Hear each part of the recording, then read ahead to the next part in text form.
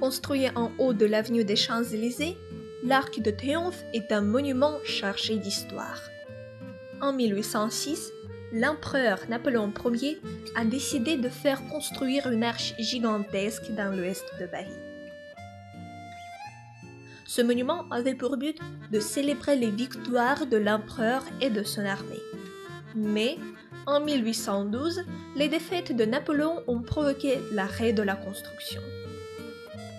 En monument à la gloire de Napoléon, l'arc a été terminé en 1836, longtemps après la fin de son règne, sous le règne du roi Louis-Philippe. L'Arc de Triomphe occupe le centre d'un immense rond-point, la place de l'Étoile.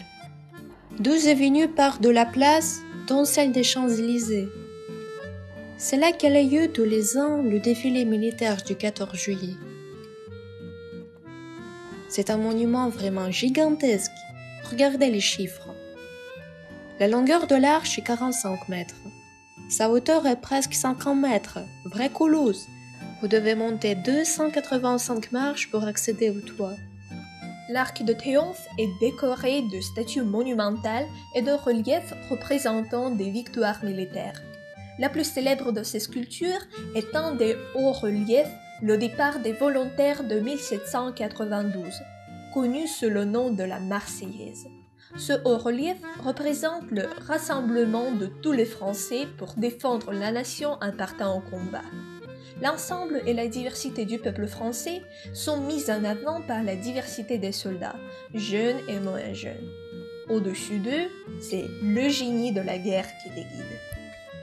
L'Arc de Triomphe fait partie des monuments nationaux à forte connotation historique.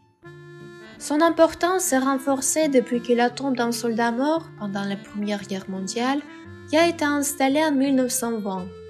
Appelée soldat inconnu, elle représente tous les hommes morts au combat pendant la guerre de 1914-1918. Depuis 1923, à côté de la tombe, une flamme est rallumée chaque soir à 18h30. Cette flamme éternelle est la première du genre. Elle commémore le souvenir des soldats morts au combat et ne s'éteint jamais.